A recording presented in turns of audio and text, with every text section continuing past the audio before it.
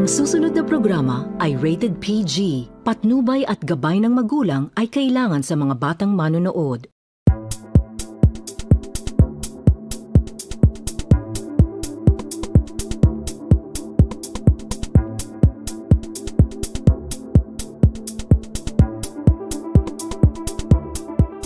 Pagbati para sa lahat. Welcome muli sa ating programang Chika with Jen, ang OA na host kung saan pinag-uusapan ang mga may kahalagaan sa buhay. Ngayong umaga ay ating natalakayin ang kahalagaan ng media, teknolohiya sa edukasyon, wika, kultura at lipunan sa pagyakap at paggamit ng mga Pilipinong kabataan sa kasalukuyan at ang 21st century educators. Ngayon, kasama natin ang mga kabataan at future educators from Philippine Normal University North Luzon, sina Eda, Riza, Denver, Gerald, Althea, Justin, Jane, Fredeline at Baldwin.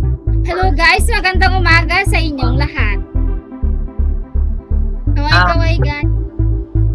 Kaway daw, kaway. Kaway kayo Pumalakpak ko. Okay, ayan, magsimula na tayo. Alam naman nating lahat na ang media at teknolohiya ay mahalaga lalo na ngayon dahil nagagamit natin ito sa pakikipagkomunikasyon araw-araw, pagbibigay ng idea at iba pa. Pero ano nga ba ang kahalagaan nito sa education? Bilang isang kabataan at future educator, can I ask Miss Althea? Ang media at teknolohiya sa larangan ng edukasyon ay mayroong napakahalagang papel na ginagampanan na kung saan sila ay magkatambal upang mas mapadali at mas maging organisado ang pagtatala ng mga guro sa kanilang magiging aralin para sa kanilang estudyante. At hinihikayat din ito ang mga mag-aaral na maging produktibo sa talakayan at sa paggawa ng kanilang mga aktibidades. Sa panahon natin ngayon, natutuklasan natin ang kahalagahan ng media at teknolohiya sa pamantasang normal ng Pilipinas, Hilagang Luzon at maging sa lahat ng universidad sa pamamagitan ng pag-iimplementa ng online classes gamit ang mga media at teknolohiya na mayroon tayo ngayon ang siyang naisip na alternatibong paraan ng universidad upang maiwasan ang hindi magandang epekto ng pagtaas ng heat index at para na rin magkaroon ng interaction sa pagitan ng guro at ng mga mag-aaral. Ayan, tamang-tama pala yung tanong sa'yo, Miss Althea, kasi ikaw ay magiging isang guro sa hinaharap. Ikaw, Miss Eda, sa tingin mo, ano ang kahalagaan nito bilang isang kabataan at future education? Ang kahalagaan ng media at teknolohiya sa mga kabataan gaya ko at bilang magiging guro sa hinaharap, makakapag-access tayo ng mas mabilis na mga impormasyon, personalized learning, collaboration, and 21st century skills. Maaaring matuto ang mga mag-aaral sa visual, kinesthetically, o auditorium. Habang ang mga guro ay maaaring gumamit ng mga digital resources for diverse learners and provide real-time feedback on student progress. Gayunpaman, dapat nating tandaan na ang teknolohiya ay isang kasangkapan, hindi isang kapalit para sa epektibong pagtuturo. So, through the smart use of media and technology, educators and learners can access many different kinds of learning opportunities that promote a more personalized and engaging educational experience. Okay, thank you. Talaga nga namang napakahalaga ng media at teknolohiya sa edukasyon. Lalo na nga noong pandemya, sabi ni Miss Althea, kasi naging paraan ang media at teknolohiya upang sa ganon ay mapagpatuloy ang pag-aaral ng mga estudyante. At nagustuhan ko din yung sinabi ni Miss Eda na ang teknolohiya ay isang kasangkapan lamang, hindi isang kapalit para sa epektibong pagtuturo. Siguro ang sinasabi niya rito ay yung online class, which is hindi siya masyado nag-epektibo sa lahat ng estudyante kasi may mga estudyante pa rin na talagang mas gusto ang face-to-face. Pero sa tingin ko ay dahil din sa teknolohiya ay mas naging epektibo naman ang pagtuturo gaya ng paggamit ng TV or projector pag nasa labas tayo. Ayan, dumako naman tayo sa wika. Ikaw, Miss Jane and Miss Fredeline, ano sa tingin niyo yung kahalagaan ng wika sa inyo bilang isang kabataan at magiging guro sa hinaharap? So sa media at teknolohiya, mahalagang bahagi ang pagyakap at paggamit ng wika ng mga Pilipino, lalo na sa mga kabataan at mga tagapagturo ng hinaharap. Dahil ito ay mga platform at tools na siyang nagpapabilis at nagpapalawak ng komunikasyon at pagkatuto ng mga bata sa wika. Ang iba't ibang mga media at teknolohiya tulad ng Facebook, TikTok, smartphones, laptop na siyang ginagamit ng karamihan, mapabata man o matanda, na kung saan napapabilis yung pagkatuto nila sa iba't ibang wika. Lalo na yung Koreano na patok sa lahat ngayon upang makipag-ugnayan sila sa iba't ibang wika. Dagdag ko lang sa opinion ni Ms. Calaustro patungkol sa kahalagahan ng teknolohiya sa ating wika. Ay ang teknolohiya para sa akin naman ay nagbibigay ng mga app at software na nagpapadali sa pag-aaral at pagtuturo ng wika, tulad ng mga language learning apps at online educational resources. Di ba nga ang mga kabataan ngayon ay mahilig manood ng mga K-drama at K-pop, kaya gumagamit sila ng mga application tulad ng Duolingo upang matuto ng Korean language nang sa ganun ay mas maintindihan at makausap nila ng maayos ang kanilang mga iniidolo. So para sa akin, ang media at technology ay mahalaga at sobrang nakakatulong sa pagpapaunlad ng wika, lalo na sa digital na panahon. Ayan, mahilig pala sa K-drama si Miss Fredelyn. Ano naman favorite mong K-drama, Miss Fredelyn? Scarlet Rio. No, Scarlet Rio. Alam ko Scarlet Heart. Ayan. So, may gusto ka pa bang idagdag, Miss Riza? Ang maidadagdag ko ay, ang mga 21st century educators naman ay may mas maraming pagkakataon na mapalawak ang kanilang kaalaman at magamit ito sa pagtuturo ng wika sa kanilang mga estudyante. At bilang isang guro din sa hinaharap, mahalaga ang pagiging updated at handa sa mga paggamit ng mga bagong teknolohiya upang mas mapadali at mas mapabilis ang pagtuturo at pagkatuto sa wika.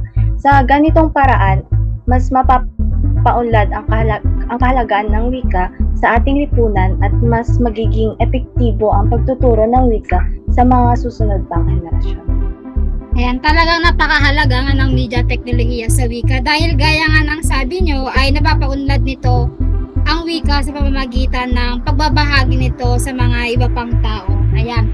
Ayan, atin na nga nasagot ang kahalagaan ng media teknolohiya sa wika at edukasyon. Sa ating pagbabalik ay atin na mga alamin kung ano-ano ang mga kahalagaan nito sa kultura at lipunan. Ito nga muli si Jen sa programang Chika with Jen, ang OA na host. Magbabalik. Mare, nagigiramay kami.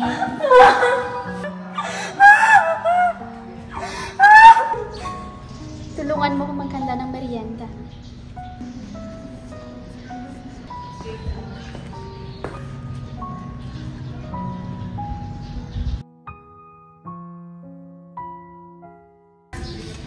Nay, kain ka muna.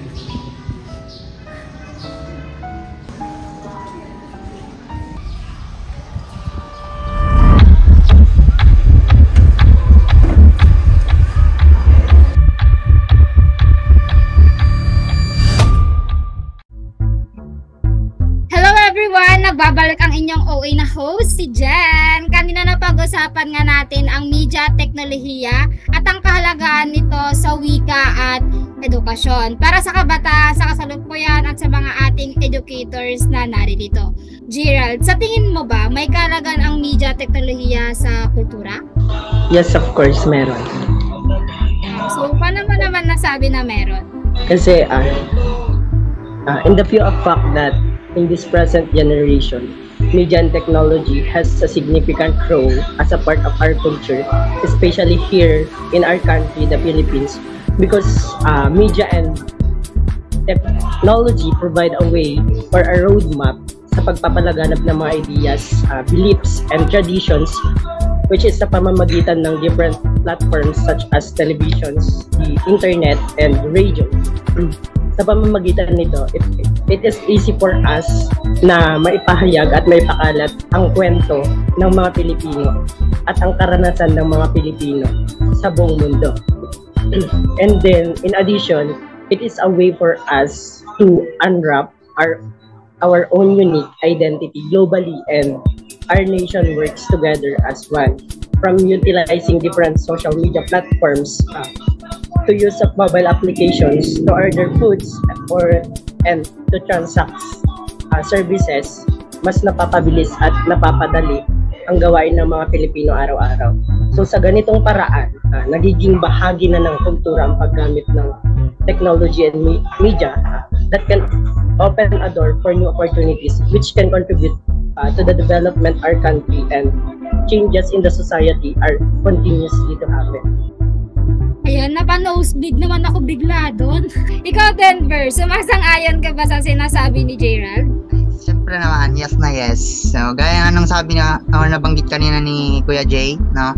Na sabi niya, with media, or media, makes it easy for us na maipahayag or maipakalat yung mga kwento at karanasan natin sa ating pagka-Pilipino. Hindi lang locally but globally. And para sa akin, ang media ay maaaring magsilbing parang time capsule na parang sisilbi siyang time capsule na magpe-preserba ng mga karanasan at kultura natin, tradisyon na makatutulong sa paghubog ng identidad at kaalaman ng mga susunod pang henerasyon. Siyempre tungkol sa pagkakakilanlan nating mga Pilipino. At sa tulong ng media, malaya nating naipapahagi ang mga experiences natin mula sa ating pagkabata. Halimbawa na lamang ay yung mga larong kalye at mga masasayang kwento ng simple nating pamumuhay, especially sa atin dito sa ating probinsya, mga laking probinsya. Dahil sa panahon natin ngayon kung saan ang gadgets ay parang nagsisilbing sentro na ng libangan ng mga kabataan, sobrang napakahalaga na maipamulat natin sa kanila kung paano at ano yung mga libangan na ginagawa natin nung una. Ayan. Okay, gaya nga ng sinabi nila, Mr. Denver, Mr. Gerald, ay napakahalaga rin ng kultura nga kasi mabahagi natin ang ating kultura hindi lang sa ating bansa kundi pati sa ibang bansa gamit ang media at teknolohiya. So sa lipunan naman tayo. Mr. Justin and Baldwin, importante ba ang media at teknolohiya sa lipunan bilang parte ng kabataan at ng mga educators? Justin? Oo, Jen. Sadyang ang napakahalaga ng media at teknolohiya sa ating lipunan. Ang media ay nagbibigay sa atin ng balita tungkol sa mga kaganapan sa ating lipunan. Ito ay isang instrumento para malaman natin ang mga pangyayari sa ating bansa at sa buong mundo. Halimbawa nito ay ang paggamit ng radyo at ng telebisyon o kaya naman paggamit ng social media platforms sa pagpapalaganap ng impormasyon sa kung ano man ang nangyayari. For example is kung anong update sa paparating na bagyo, kung ano or gaano ito kalakas. Sa pamamagitan nito ay mamumulat ang mga tao sa kung ano ang nangyayari sa lipunan. Napakahalaga din ng teknolohiya sa ating lipunan sapagkat ito ay nagpapadali ng pamumuhay at nagbibigay ng bagong oportunidad. Ang mga ito ay nagdudulot ng konektado at napakalawak ng kaalaman ng mga tao. Sa'yo, Kuya Baldwin, sa tingin mo ba importante ang media at teknolohiya sa lipunan natin? Oo naman. Sa lipunan, ang media at teknolohiya ay tulad ng mga kasangkapan na nagbibigay ng kulay at saysay sa araw-araw na buhay ng mga kabataan at mga guro. Ito ay parang mga kaibigan na handang makinig at magbahagi ng impormasyon. Sa pamamagitan ng mga ito, nabibigyan ng boses ang bawat isa upang maipahayag ang kanilang pananaw at damdamin. Ang media at teknolohiya ay hindi lamang simpleng kagamitan, kundi nagsisilbing tulay sa pagtuklas, pag-aaral at pag-unlad ng bawat isa sa lipunan. Dahil dito, mahalaga ang papel ng media at teknolohiya sa lipunan sa paghubog ng kinabukasan at pagpapalaganap ng kaalaman. So tama nga ang inyong mga sinasabi. Talaga nga namang may kahalagaan ang media at teknolohiya kahit saang aspeto man yan. Mapawika, edukasyon, kultura o lipunan man yan. So yan, maraming salamat muli sa pagdalo dito sa Chikahan na may kahalagaan. Ako muli si Jen, ang inyong host sa programang Chika with Jen, ang OA na host. Magkita-kita tayong muli sa susunod na chikahan. Paalam!